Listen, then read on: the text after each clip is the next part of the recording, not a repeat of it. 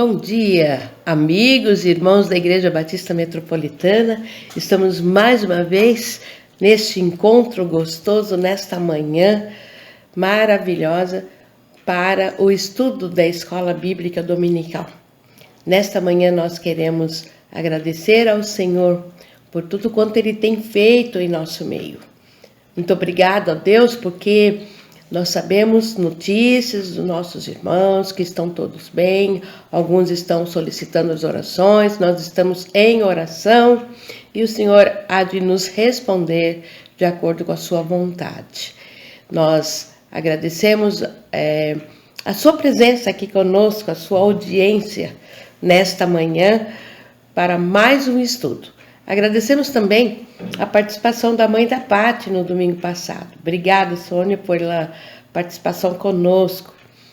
E hoje nós teremos também a participação da irmã Lígia, elevando a Deus as nossas orações.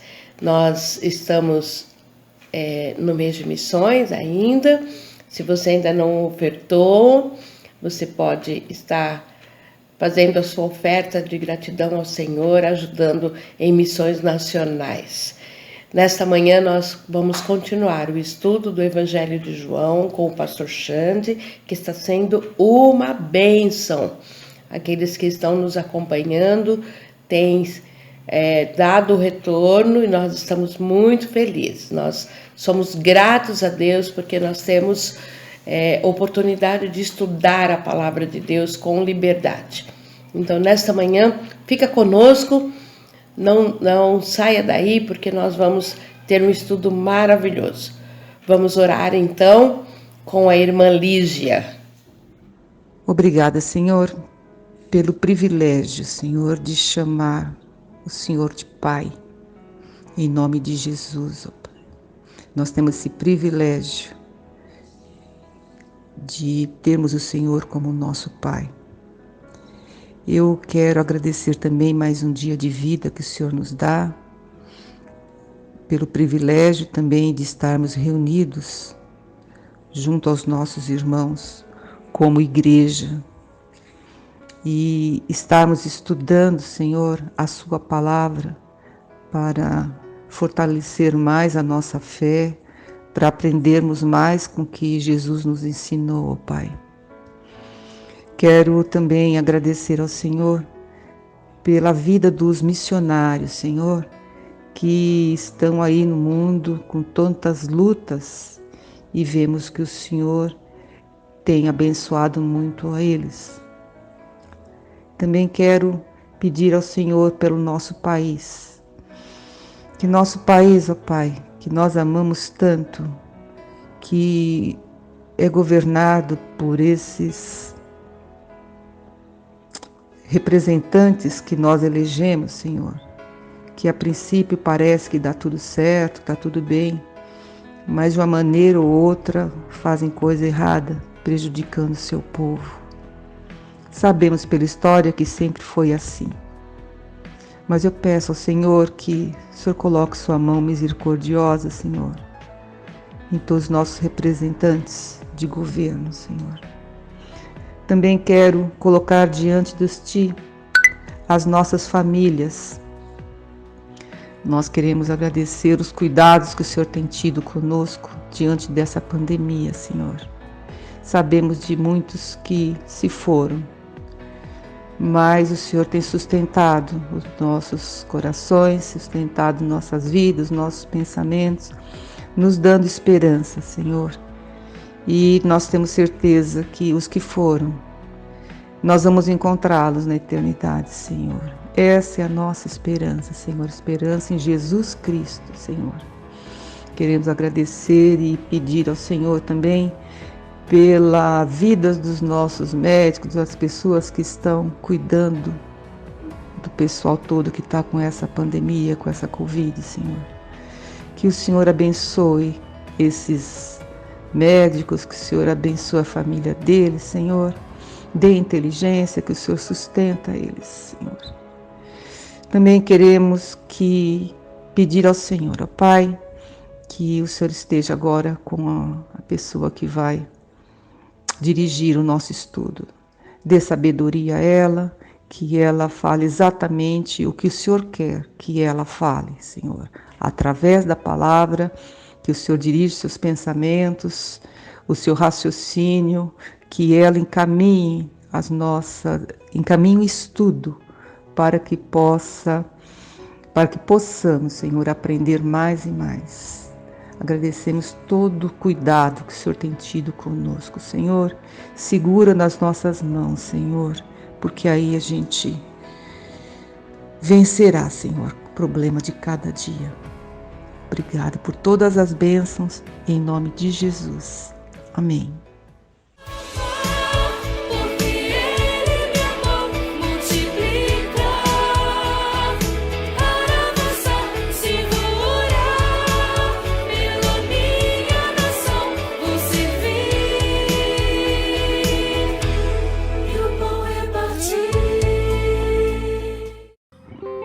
Se Deus fizer, Ele é Deus. Se não fizer,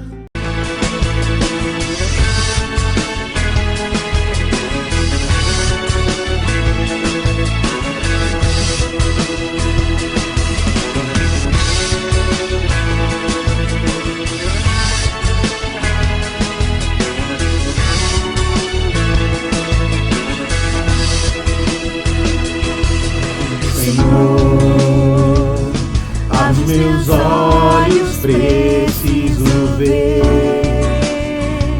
a realidade de quem eu sou, criado em Ti, a Tua semelhança.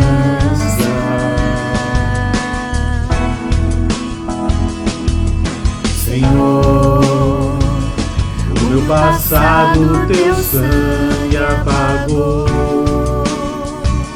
uma nova vida me entregou.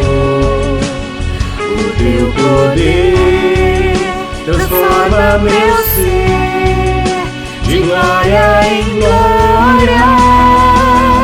Eu nasci de novo, nasci de novo em Ti. Sou mais que vencedor. Eu nasci de novo, nasci de novo. Faz-me ver assim como sou.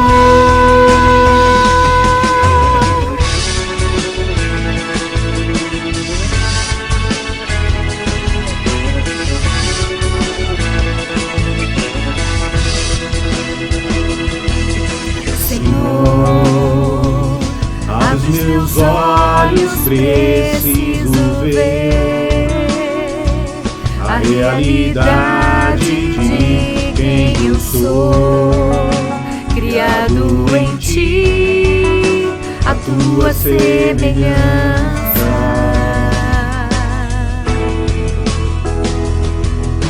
Senhor, o meu passado Teu sangue apagou,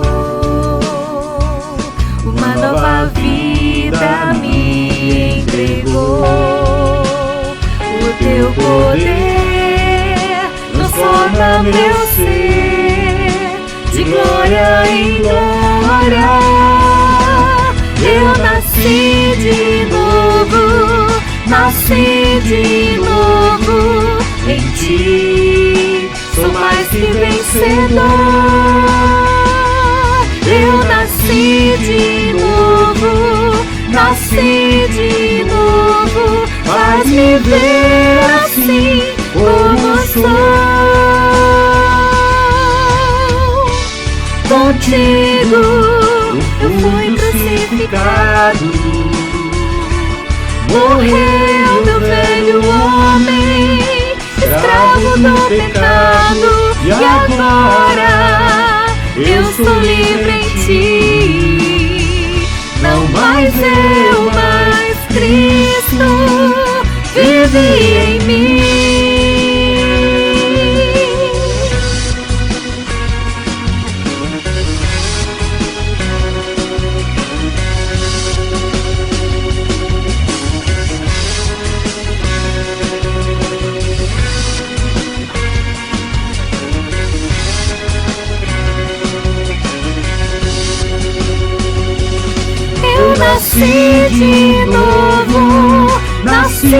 de novo em ti, sou mais que vencedor.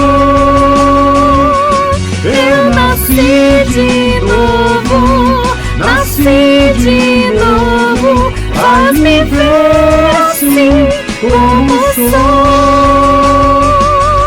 Eu nasci de novo, nasci de novo em ti, sou mais que vencedor.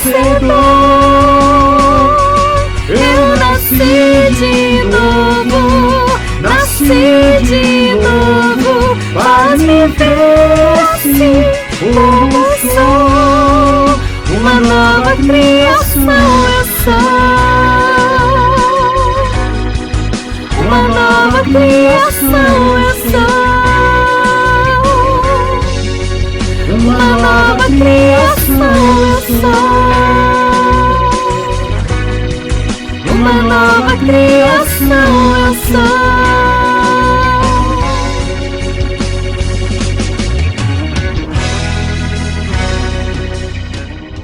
Se Deus fizer, Ele é Deus. A graça e a paz, igreja, como vão vocês? Espero que todos vocês estejam bem, com saúde, com esperança, com fé e gozando da verdadeira comunhão com o Senhor, através da oração, da sua palavra, da santa devoção dos santos, eleitos à salvação pelas misericórdias infinitas de Deus. É tão gostoso meditar a respeito do Senhor e deste momento tão ímpar na nossa história como humanidade, que esses discípulos viveram, contemplando o Senhor ressurreto, contemplando o corpo glorificado do Senhor e sendo visitados pelo autor e consumador de nossa fé. Aquilo que os nossos olhos não viram, eles viram. Aquilo que muitos outros não viram, eles viram.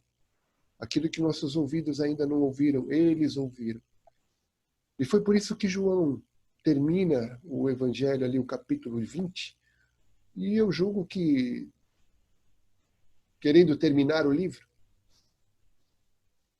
mas eis que surgem alguns pontos que ele gostou de acrescentar, e ele termina com essa manifestação, desses sinais, dessas maravilhas, desses milagres que ele escreve neste livro, para que eu e você venhamos a crer, e crendo tenhamos vida no nome do Senhor Jesus. O nome do Senhor Jesus é Yeshua, que significa salvação. E o nome em hebraico, é Shem. Shem significa posse, possessão, proteção. Shem anuncia o nome. Nome de quem? Em nome de qual? Em nome de que rei? Shem. A gente tendo a salvação no seu nome, o Deus da provisão, Deus é Yeshua. Agora o cenário muda, por quê? Porque quando ele aparece a Maria ali, era em Jerusalém. Era na Judéia. Quando ele aparece para os discípulos e a Tomé, era na Judéia, em Jerusalém. Mas agora ele vai aparecer na Galileia. O cenário muda, o ambiente muda. Já não é mais numa casa, é numa praia.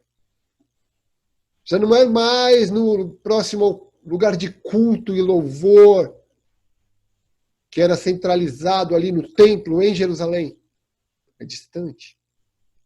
Não é mais junto aos religiosos. Não é mais junto ao centro religioso. Mas é num lugar afastado. Na realidade, desprovido das benesses desse centro religioso que se instalou e se foi corrompido ali em Jerusalém. E a gente percebe que Jesus não teve milindre com eles, né? Por várias vezes os acusou, por várias vezes 2 vezes colocou os vendilhões a correr, porque transformaram aquele templo num lugar de comércio. Mas aqui, junto ao mar de Tiberíades, o mar da Galileia, ele encontra estes 7 discípulos. E eu pergunto, mais uma vez, né, essa fé de Tomé, eu pergunto, por que Galileia? Por que Galileia? A Galileia dos gentios. Samaria. Por quê? Esta Galileia que era mal vista pelos ortodoxos judeus da época, que era condenada, que era... Por que a Galileia? Julga-se que esses 10 reinos que ficavam mais ao norte sofreram muitas invasões, sofreram muitas miscigenações em vários domínios. Enquanto que as 2 tribos do sul, a tribo de Judá e a tribo de Levi, foram meio que protegidas dessa miscigenação. A ponto da Galileia montar um monte de que concorria, os samaritanos montaram um templo que concorria com um templo em Jerusalém, no Monte Gerizim. E é por isso que aquela mulher samaritana, Jesus fala, a salvação vem dos judeus. Porque virá um tempo em que meus adoradores não me adorarão somente aqui ou lá, mas onde 2 ou 3 estiverem reunidos, eu estarei no meio deles. Porque Deus procura adoradores que o adorem em espírito e em verdade, em qualquer lugar, a qualquer hora, a qualquer momento. Nos reunimos aqui, neste momento, no seu lar. Nós, 2, 3, 4, 10, 15, 20, algumas visualizações. Tem até dislike. Agora a mensagem não seria mais somente para os judeus, não. Seria para a Galileia dos gentios. Esses discípulos tinham uma vocação diferente. Iriam realizar algo outrora jamais imaginado pela nação de Israel. Mesmo também que as autoridades do templo agiam com preconceito diante deste povo galileu, julgando erroneamente que não vinha profeta de lá. Está lá em João 7. Ou mesmo alguma coisa boa. Né? Até o próprio Natanael cita, pode alguma coisa boa vir daquele lugar? O que não era verdade. Pois se Nicodemos procurasse, encontraria alguns profetas provenientes da Galileia, como Elias, que profetizou na Galileia, Jonas, que saiu da Galileia para viajar a Tarsis, Oséias, que era galileu, e ali exerceu seu ministério. Além disso, é bem possível que Naum também fosse de lá. Pois, na tentativa de ligar Naum à Galileia, deu origem a uma cidade chamada Cafarnaum, que significa aldeia de Naum, que se situou na Galileia. A família de Jesus era de Belém, Judéia, mas se estabeleceu em Nazaré, Galileia, para que aquela profecia de Mateus 2,23 foi cumprida em João 18,7, onde Jesus é chamado de o Nazareno. Sobrenome delimitava, apontava de onde eram as pessoas, de onde eram as pessoas ali. Paulo de Tarso, de Tarsis, né? Jesus de Nazaré. Foi na Galiléia que Jesus permaneceu e empreendeu os maiores esforços para alcançar o maior número de discípulos. Judas era judeu, mas os outros 11 eram galileus. É nela que ele aponta que, ressurreto, os encontraria. Porém, todas as vezes que voltava ao centro de adoração, a Judéia, era para ser perseguido, tentado, questionado, desmerecido e, no final, humilhado, castigado, abandonado e crucificado e morto. Junto aos gentios, gratidão, desejo, devoção, busca. Junto aos judeus, sofrimento, desprezo, morte. Curiosidade sobre o Mar da Galileia. Ele é também conhecido como Mar de Tiberíades, ou Lago de Genezaré. É um extenso lago de água doce. É localizado no distrito norte de Israel e é o maior lago daquela região do país. Tem um comprimento, olha só, de 19 quilômetros por 13 de largura. Seu total abrange 166 quilômetros quadrados. O seu afluente principal, ele recebe a água do Rio Jordão, que vem do Monte Hermon e de Cesareia de Filipe, que é também o seu efluente, seguindo depois para o Mar Morto, onde ele termina ali no Mar Morto. A cidade de Tiberíades, que está à margem do lago de Genezaré, ela foi construída 22 anos antes de Cristo, a um César chamado César Tibério. Aqui estão o lago de Genezaré, enorme, né? E cercado por planícies, por um terreno muito fértil. Vamos então, após essa introdução, à leitura do texto, João, capítulo 21, de 1 a 14. Olá a todos, graça e paz. Vamos à leitura do nosso texto bíblico de hoje, que está localizado no livro de João, capítulo 21, versículos de 1 a 14. Acompanhe comigo. Jesus aparece a 7 discípulos. Depois disto, tornou Jesus a manifestar-se aos discípulos, junto ao mar de Tiberíades. E foi assim que ele se manifestou. Estavam juntos Simão Pedro, Tomé, chamado Dídimo, Natanael, que era de Caná da Galileia, os filhos de Zebedeu e mais 2 dos seus discípulos. Disse-lhe Simão Pedro: Vou pescar. Disseram-lhe os outros: Também nós vamos contigo. Saíram e entraram no barco, e, naquela noite, nada apanharam. Mas, ao clarear da madrugada, estava Jesus na praia. Todavia, os discípulos não reconheceram que era ele.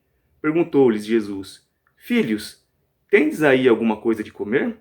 Responderam-lhe: Não. Então lhes disse: Lançai a rede à direita do barco, e achareis. Assim fizeram, e já não podiam puxar a rede, tão grande era a quantidade de peixes. Aquele discípulo, a quem Jesus amava, disse a Pedro: É o Senhor! Simão Pedro, ouvindo que era o Senhor, cingiu-se com sua veste, porque se havia despido, e lançou-se ao mar. Mas os outros discípulos vieram no barquinho puxando a rede com os peixes, porque não estavam distantes da terra, senão quase 200 côvados. Ao saltarem em terra, viram ali umas brasas e, em cima, peixes, e havia também pão. Disse-lhes Jesus: Trazei alguns dos peixes que acabastes de apanhar. Simão Pedro entrou no barco e arrastou a rede para a terra, cheia de 153 grandes peixes, e, não obstante serem tantos, a rede não se rompeu. Disse-lhes Jesus: Vinde, comei. Nenhum dos discípulos ousava perguntar-lhe: Quem és tu? Porque sabiam que era o Senhor. Veio Jesus, tomou o pão e lhes deu, e, de igual modo, o peixe. E já era esta a 3ª vez que Jesus se manifestava aos discípulos, depois de ressuscitado dentre os mortos. Amém, irmãos? Deus abençoe a todos. Bom, são 7 os discípulos nesta que é chamada a 3ª aparição. Provavelmente Pedro, cansado daquela ociosidade, que estavam juntos muito tempo, eles disseram uns para os outros: o que a gente vai fazer até ele cumprir aquilo que ele tem prometido, onde ele vai nos revestir de poder, enfim. O que nós vamos fazer até lá? Pedro fala no versículo 3, vamos pescar. Os pescadores de homens vão pescar peixes. Porém, havia uma esperança firmada de que Jesus os faria entender algo que eles ainda não compreendiam e que estava preparado para eles. O que a gente entende é que o homem não pode ficar muito ocioso. A ociosidade faz muito mal para as nossas vidas.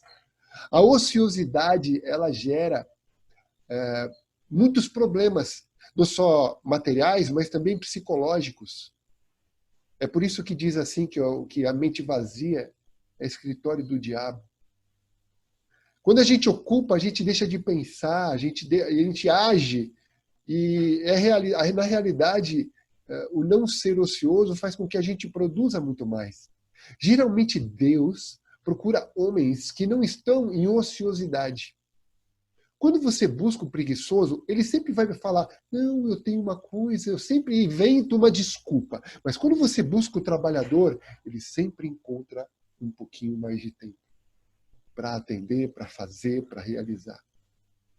É fazendo, trabalhando, que nós alcançaremos o melhor desta vida. Enquanto a solução de alguns problemas não vem, continuemos a trabalhar. Nós que temos passado por essa pandemia, temos tido muito tempo ocioso. Vocês não têm sentido esse peso no psicológico de vocês? Onde o fique em casa, o hashtag fique em casa, nos tirou muito trabalho, muitas atividades. Isso gerou muitos problemas psicológicos em várias pessoas. Por isso que a gente tem que continuar trabalhando na obra do Senhor, evangelizando, usando as mídias sociais, fazendo contatos via WhatsApp, e-mail, estudando, fazendo curso, se ocupando, gente. Graças a Deus a gente está vencendo o vírus, mas nós temos que saber que fazendo para o Senhor o nosso trabalho não é vão. Nosso trabalho é eterno. E aqui, no versículo 4 ao versículo 8, a gente percebe no versículo 4 que pela manhã, mais uma vez, Jesus se manifesta cedinho. A gente já falou sobre isso. Por que de manhã? Por que pela manhã? Porque manhã é o lugar da hora de buscar o Senhor. Manhã é o lugar da hora da oração, da meditação, da devocional, de nós entrarmos na presença do Senhor e entregarmos todo o nosso caminho ao longo desse todo esse dia que nós vamos viver, onde a misericórdia do Senhor se renovou. É interessante que quando Jesus se apresenta, ali no versículo 5, ele pergunta, filhos, tendes aí alguma coisa de comer? É interessante que essa afirmação de filhos leva João, impacta João de muita... tem um impacto na vida do ministério de João. Tanto que ele coloca nos seus escritos muito sobre filhos, filhinhos. Ele chama a nós como filhinhos. Ele tem este sentido patriarcal no seu coração. E Jesus se apresenta como um comprador interessado no resultado da pesca. E qual foi a resposta? Não temos peixe. Hoje nós não temos peixe. E baseado nisso, no versículo 6, ele diz para eles, lançai a rede à direita do barco e achareis. Veja, era um costume, e é costume hoje, não somente ali no lago de Genezaré, mas em outros lugares, de que algum pescador, algum auxiliar suba num lugar alto e aponte, baseado na mancha que ele vê no lago, no lugar, no oceano, que ali há cardume de peixes. E aponte o lugar onde deve ser colocada a rede. É interessante também que era o hábito e o costume oriental de que muitos compradores se achegavam ao clarear de manhã, junto à praia, aguardando os barcos para que deles viessem comprar a mercadoria, o alimento, as refeições. Veja, isso é realizado até hoje. Não é somente oriental. Lá perto, lá na praia, em qualquer lugar onde há pescadores, volta e meia de manhã cedo, as pessoas se acumulam na praia, aguardando a chegada do barco para comprarem o peixe fresquinho. Ah, peixe fresco! Que sabor gostoso! Como é gostoso o peixe fresco! E não comer somente depois de congelado. O peixe que eu mais gosto é a tainha. O peixe gostoso. Eu gosto muito de peixe de mar. Não gosto muito de peixe de lago de água doce. Pena que o salmão hoje come ração. E aquela cor laranja é a cor artificial dele. Já pensou um salmão verdadeiro? Que sabor que teria? Certamente comeremos com o Senhor. Um salmãozão natural, né? Salmãozão natural. Coisa boa demais. Então ele disse, lançai a rede à direita. E eles lançaram. E foi grande, foi difícil puxar a rede, Por quê? Porque eram muitos peixes. Vocês sabem que o símbolo da fé da igreja primitiva cristã era um peixe? Fazendo alusão àquilo que essa grande companhia de pesca de Pedro, Tiago, João, era de pescadores. E ele transformou estes homens que eram rudes, que eram homens de braços fortes, homens que suportavam o frio, as tempestades, muito tempo sem comer, que trabalhavam arduamente sem se cansar, pescadores, em pescadores de homens. E o peixe se tornou um símbolo do cristianismo. E peixe, em grego, é ictus, sei lá como é que se fala isso. E as palavras, as letras significam Jesus, Cristo, Deus, Filho, Salvador. No verso 7, nós vemos que o discípulo a quem Jesus amava, que é o discípulo amoroso, João, o reconhece. E aquele discípulo, no amor, o contempla. É Jesus. É Jesus. É o Senhor. E João, ele demonstra essa característica do amor, porque ele é contemplativo. O que é a contemplação? Quando eu pego um verso desse, né, e eu leio, aquele discípulo a quem Jesus amava, disse a Pedro, é o Senhor. E aí você começa a imaginar, a pensar, a estabelecer no seu íntimo o sentimento de João. A intimidade que João tinha com o Senhor levou ele a não ter dificuldade em reconhecê-lo em sua atuação. Veja, Pedro e outros discípulos às vezes sentem medo. Lembra quando Jesus vem andando sobre o mar? É um fantasma. Mas João não. Essa contemplação, essa intimidade leva ele a uma maior profundidade no relacionamento com Deus. É por isso que o primeiro mandamento diz amar ao Senhor acima de todas as coisas. A todo instante surgem coisas para ficar na frente da nossa devoção, do nosso amor, do nosso relacionamento com Deus. Se não é o ministério meu de ensinar, o que faria eu? Como exerceria eu? Estaria dividido entre as coisas deste mundo e Deus? Entre Mamon e Deus? Entre o dinheiro e Deus? Não, a primeira coisa é buscar o reino dos céus e a sua justiça. É buscar a Deus em primeiro lugar. É contemplar o Senhor, é orar ao Senhor sem cessar, é meditar na sua palavra, colocar Deus acima de tudo na contemplação do nosso coração em amor. É assim que a gente se aprofunda no conhecimento do Altíssimo, na adoração, na devoção, na submissão, não por imposição, nunca por religião, mas por convicção de fé, de que do Senhor vem o verdadeiro amor, porque Ele nos amou primeiro. Já é característica de Pedro, ele fala, quando João fala é o Senhor, Simão Pedro já ouvindo que era o Senhor, cingiu-se com sua veste, porque se havia despido, e lançou-se ao mar. A outra característica é essa impetuosidade de Pedro. João afirmou, é Jesus. Ele nem pensou. Ele estava de peito nu, devia estar molhado, os peixes se debatendo ali, jogando água neles. E ele vai, ele se veste, ele se prepara, mas sem pensar, ele já pula. O barco estava mais ou menos 100 metros, né? Aqui diz 200 côvados, é aproximadamente 100 metros. E ele já pula e já vai em direção ao Senhor. Essa impetuosidade de Pedro revela a sua prontidão. É uma outra forma de agir.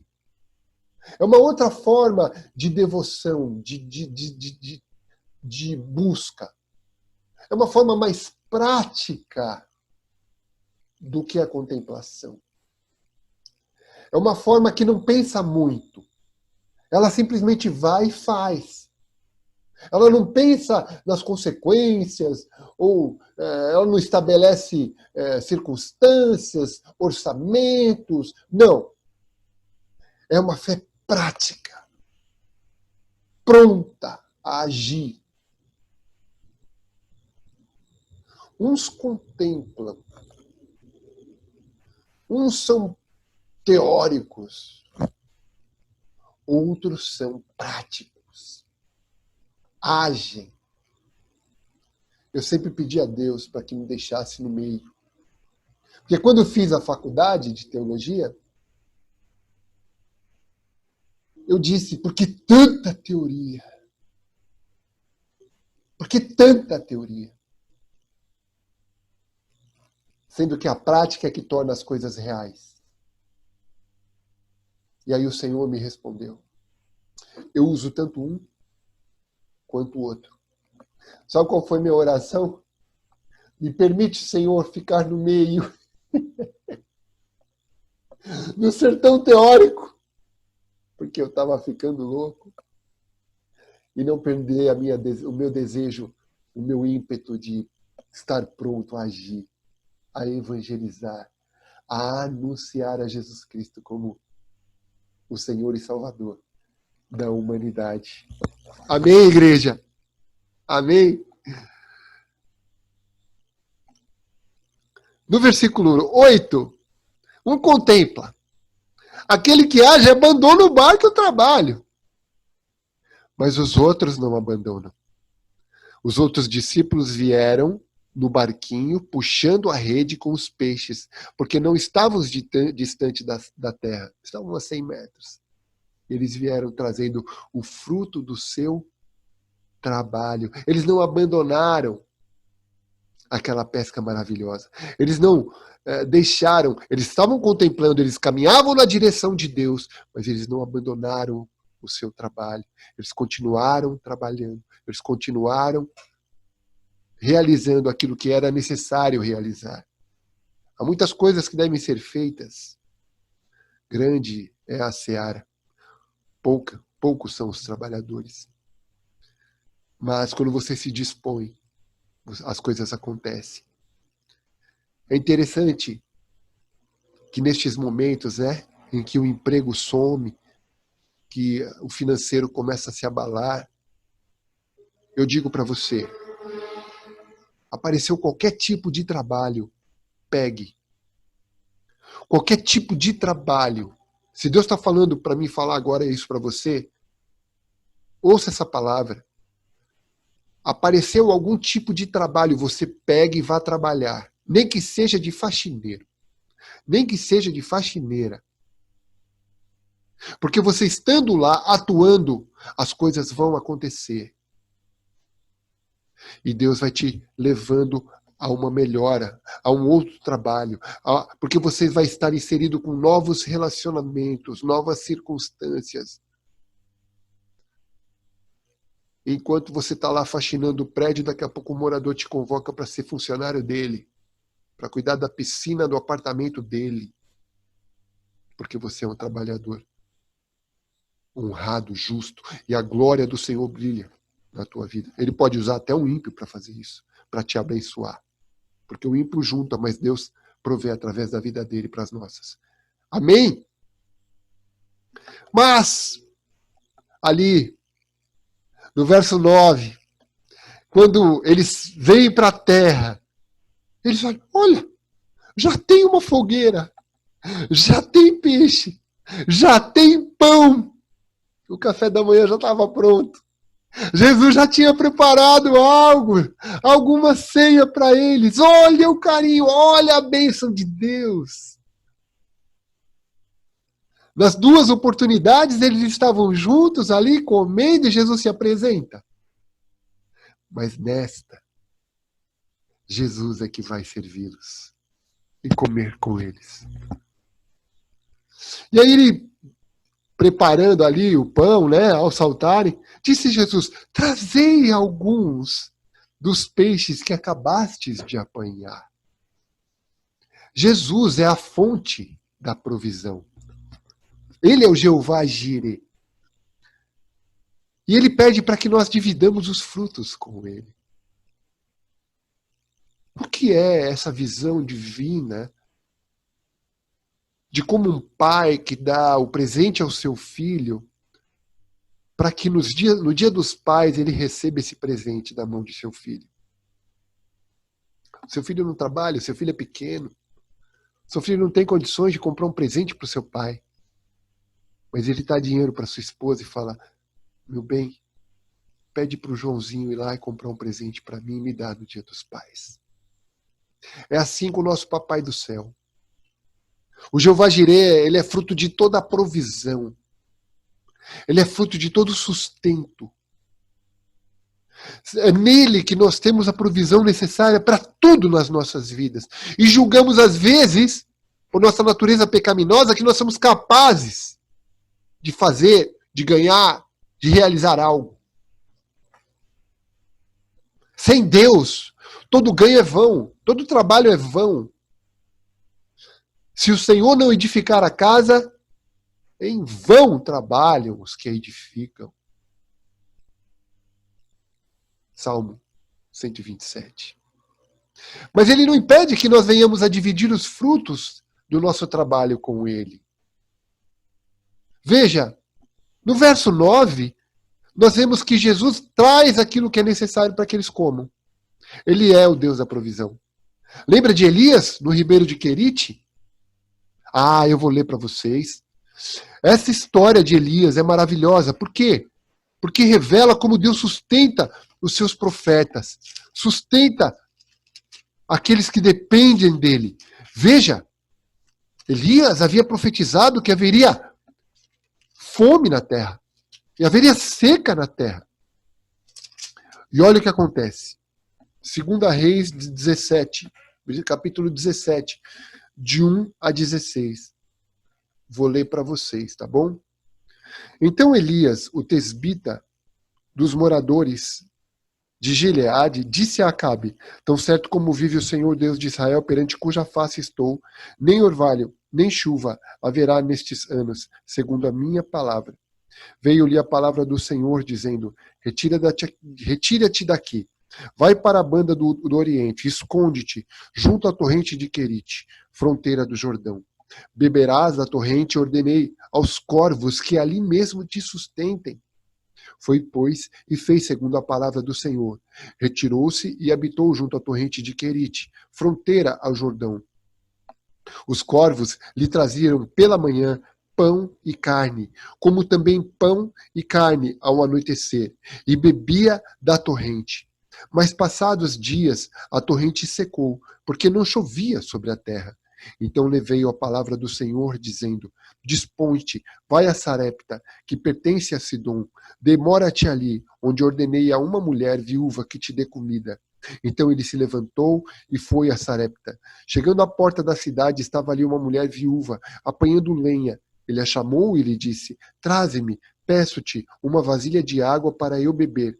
Indo ela a buscá-la, ele a chamou e lhe disse: traze-me também um bocado de pão na tua mão. Porém ela respondeu: tão certo como vive o Senhor teu Deus, nada tenho comido, há somente um punhado de farinha numa panela e um pouco de azeite numa botija. E vês aqui, apanhei 2 cavacos e vou preparar este resto de comida para mim e para meu filho. Comê-lo-emos e morreremos. Elias lhes disse: não temas, vai e faça o que disseste, mas primeiro faz dele para mim um bolo pequeno e traze-mo aqui, fora. Depois farás para ti mesmo e para teu filho, porque assim diz o Senhor Deus de Israel: a farinha da tua panela não se acabará, e o azeite da tua botija não faltará, até o dia em que o Senhor fizer chover sobre a terra. Foi ela e fez segundo a palavra de Elias, e assim comeram ele, ela e a sua casa muitos dias. Da panela a farinha não se acabou, e da botija de azeite não faltou, segundo a palavra do Senhor, por intermédio de Elias. A viúva de Sarepta. Agindo Deus, quem impede? Se nós não estivermos ligados à videira, nada podemos fazer. No Salmo 37, 25, nunca vi um justo sequer, nem a sua descendência mendigar o pão. O vento sopra, ouves a sua voz, não sabe de onde vem, nem para onde vai. Assim é todo aquele que é nascido do Espírito. Nem só de pão vive o homem, mas de toda palavra que procede da boca de Deus. E ali, sobre esta palavra, no versículo 10, no versículo 11, 10 e 11, disse-lhe Jesus: trazei alguns dos peixes que acabastes de apanhar. Vamos dividir com o Senhor da provisão. Vamos dividir com Deus que alimentou Elias, a viúva, a mulher e o seu filho, o justo e todo aquele que come do pão celestial. E ele diz assim: Simão Pedro entrou no barco e arrastou a rede para a terra, cheia de 153 grandes peixes. E não obstante serem tantos, a rede não se rompeu. Quando Jesus conhece esses discípulos, ele fala: lança a rede do outro lado do barco. E o que responde Pedro? Sobre a tua palavra lançarei a rede. Olha o que ele trouxe. Buscai, pois, em primeiro lugar o reino dos céus e a sua justiça, e todas as demais coisas vos serão acrescentadas.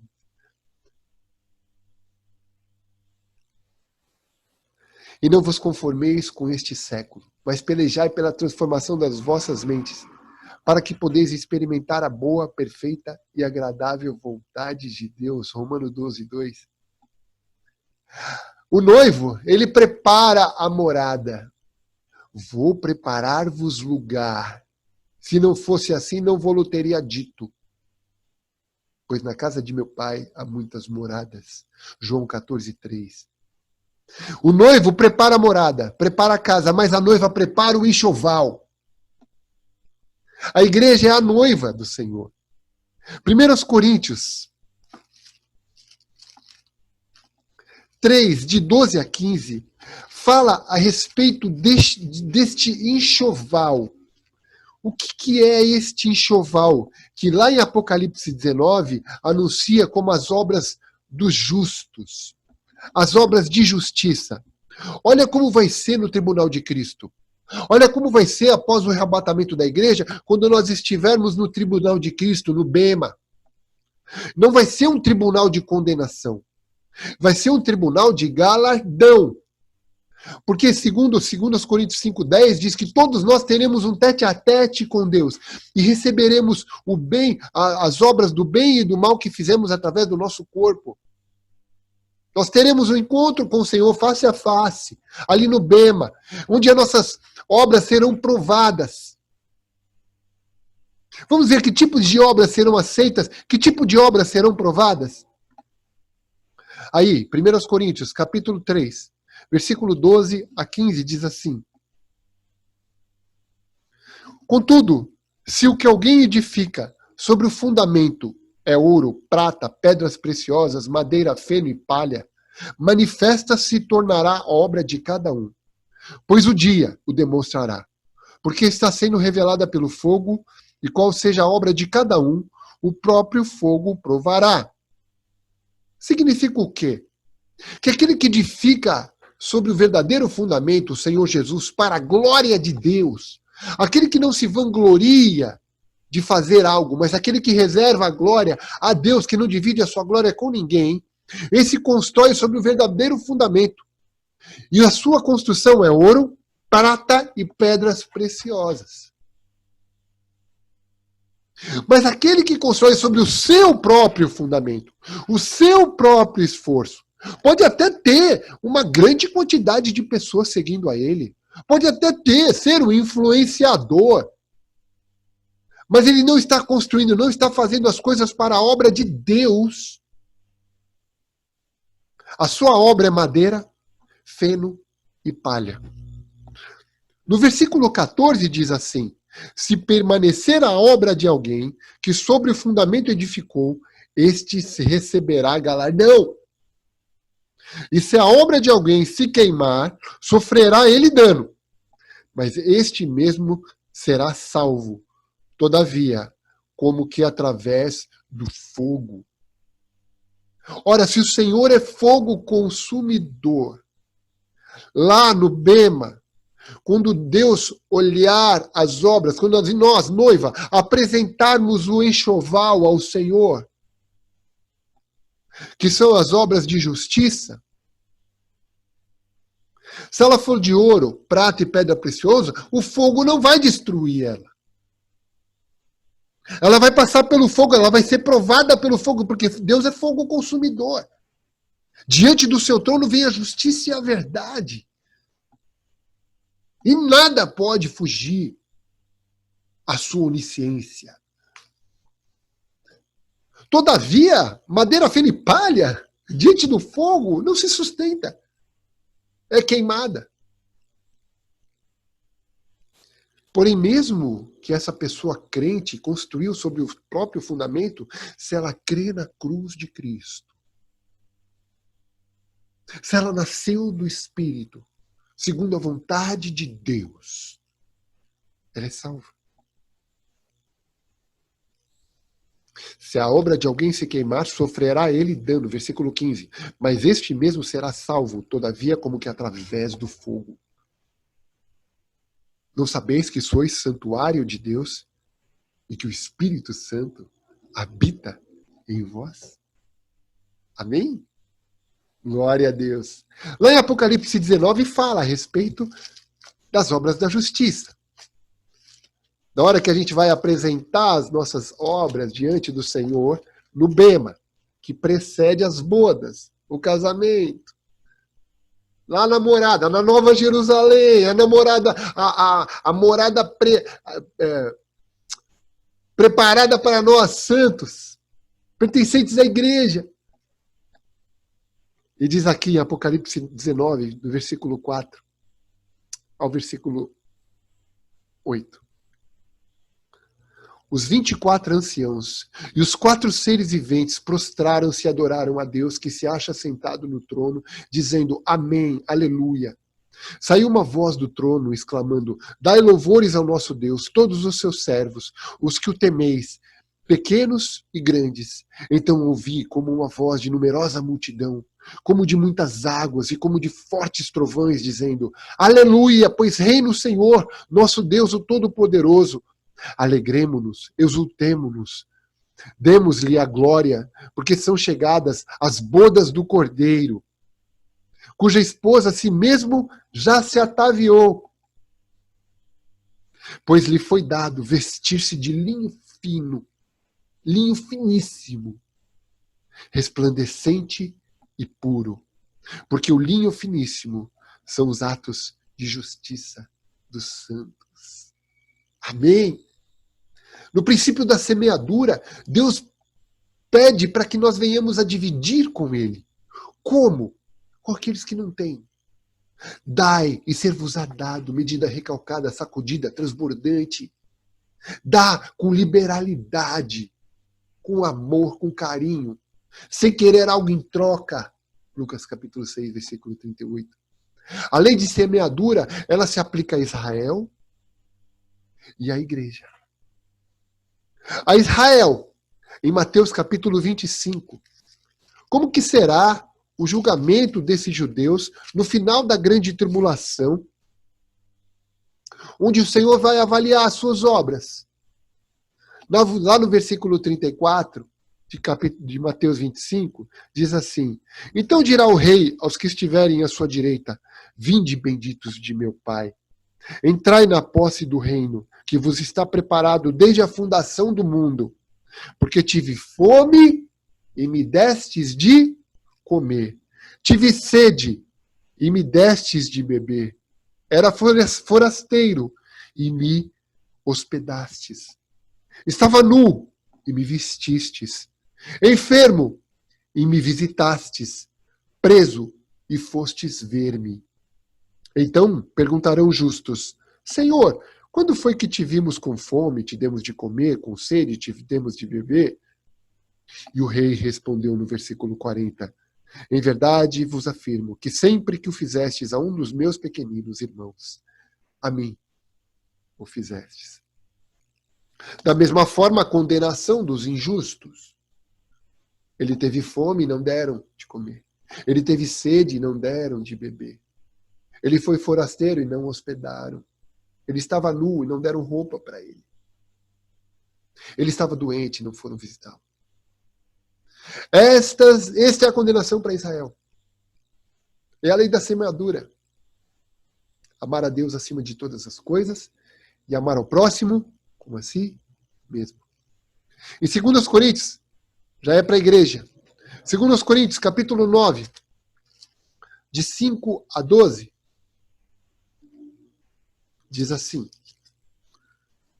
portanto, julguei conveniente recomendar aos irmãos que me precedessem entre vós e preparassem de antemão a vossa dádiva, oferta, dinheiro, já anunciada, para que esteja pronta como expressão da generosidade e não da avareza.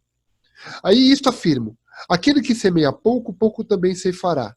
E o que semeia com fartura, com abundância também ceifará.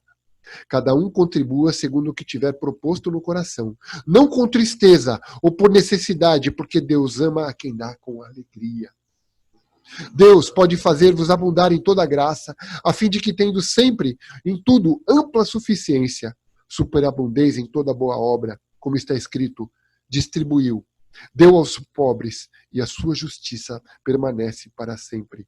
Ora, aquele que dá semente ao que semeia, pão para alimento também suprirá e aumentará a vossa sementeira e multiplicará os frutos da vossa justiça, enriquecendo-vos em tudo, para toda a generosidade, a qual faz que, por nosso intermédio, sejam tributadas graças a Deus.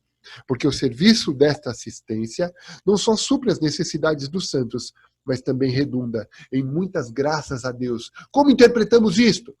Missionários, irmãos passando fome, passando necessidade. Você é inspirado, é levado a Deus, por Deus, a contribuir, a abençoar, a ofertar a estes irmãos. O que vai surgir no coração deles? Gratidão a Deus. Louvores a Deus. Nós temos um homem de Deus no nosso meio, que liga pra gente e pergunta: você tá bem? Tá faltando alguma coisa para você? Isso é igreja, meu irmão. Isso é igreja.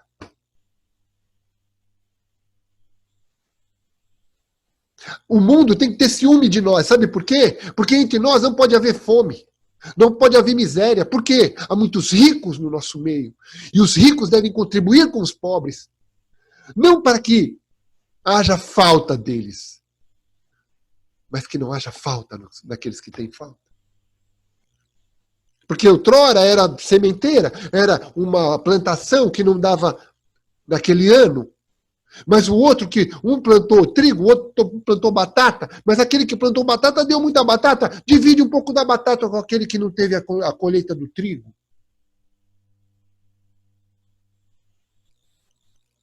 Em primeiro lugar, a igreja. E aí os incrédulos, os impuros, os ímpios já falam: puxa vida, meu, olha esses caras. Olha esses crentes aí. Como eles se ajudam, como eles são unidos, como eles são amorosos. Olha, não tem ninguém passando necessidade ali no meio deles. Aí o mundo vai ver. O mundo vai ter ciúme. Sabe assim? Eles vão olhar pra gente e falar: puxa vida, como é bom ser cristão. Pensa bem nisso. Por que 153 grandes peixes? Por que será esse número, né? Eu estranhei essas duas pessoas aqui que deram uma explicação muito interessante, né? Era uma preparação para venda. Puxa, 153 grandes peixes. Que pesca! Esse número deve ser mencionado porque deve ser algo incomum, né? Pegar 153, ou mesmo muito gratificante. Por quê? A contagem desses peixes revela o quanto de recurso, de lucro, que poderia ser distribuído entre aqueles que participaram dessa pesca. E certamente quem estava dando a eles era o Deus da provisão. Contabilize, administre e dê com alegria, dê com disposição.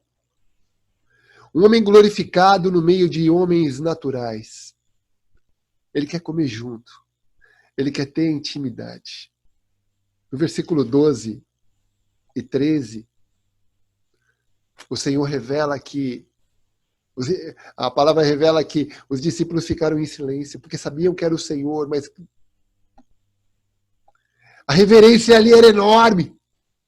O Criador de tudo, o Criador do sol, das estrelas, da lua, do mar, dos peixes, do homem, estava ali comendo com ele. Engraçado que quando Jesus serve, ele não dá graças. Em todas as refeições anteriores, inclusive a da Páscoa, deu graças e distribuiu. Ele foi e deu. Por que isso não é mencionado? Porque era o próprio Deus da provisão que estava ali. O Filho do Homem, Deus que se fez carne, estava servindo seus amigos. Estava querendo comer com eles ali. O seu sustento. A partir daquele momento, o sustento destes discípulos era a responsabilidade dele. A provisão necessária para o exercício do ministério deles era de responsabilidade única e simples do Senhor Jesus. Que maravilha! Olha a missão dos 70. Dá uma lida lá em Lucas 10, de 1 a 24. Por que comer juntos? Veja, comer junto cria intimidade. É na mesa que nós conversamos a respeito da vida.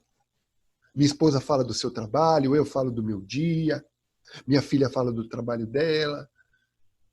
Família que come junto tem intimidade, tem amizade, constrói um relacionamento mútuo, vive uma vivência mútua. Valorize esta alimentação unida na mesa. É ali que o Senhor revela muitos mistérios, muitos segredos. E é o que a gente vai ver na semana que vem, nos versículos 15 a 23 do capítulo 21. É na mesa que as coisas que a gente pode ter intimidade e estabelecer um ótimo relacionamento com quem quer que seja. Só uma admoestação em Provérbios. Quando você sentar diante de uma autoridade política, põe uma faca no seu pescoço, para que aqueles manjares não te entorpeçam, não te corrompam. Porque a maneira de comer revela a maneira de crer. Como que nós devemos comer? 1 Timóteo 4, de 1 a 5, diz que no final dos tempos, muitos apostatarão da fé e ensinarão doutrinas de demônios, proibirão o casamento, exigirão abstinência de alimento. Mas tudo que Deus criou é bom. E recebido com ação de graças, é santificado. Olha o que diz aqui. Pois tudo que Deus, versículo 4 e 5, pois tudo que Deus criou é bom. E recebido com ações de graças, nada é recusável, porque pela palavra de Deus e pela oração é santificado. Eu evangelizei minha filha durante as refeições. Todas as refeições nós oramos. Todas as refeições nós pegamos um versículo bíblico. Porque aquele prato ali é santificado. É consagrado. Gera em nós um grato coração de estarmos ali e podermos comer a comida tão gostosa que a minha esposa faz pra gente. No versículo 14, vimos que nas duas aparições anteriores, os discípulos estavam comendo e serviram a Cristo. Nesta, é Jesus quem os serve e come com eles na praia. Que Deus possa abençoar a tua vida e, através desta palavra, escrever o Evangelho da ressurreição no seu coração. Essas instruções tão valiosas para as nossas vidas, elas determinam o nosso futuro. Elas determinam quem nós somos, em quem nós cremos, o que fazemos, com quem andamos. Que Deus te abençoe e que a graça, a misericórdia, o amor, a presença de Deus seja o maior desejo do seu coração. Porque Deus é a fonte, em Cristo Jesus, de toda a provisão. Graça e paz, igreja. Um beijo.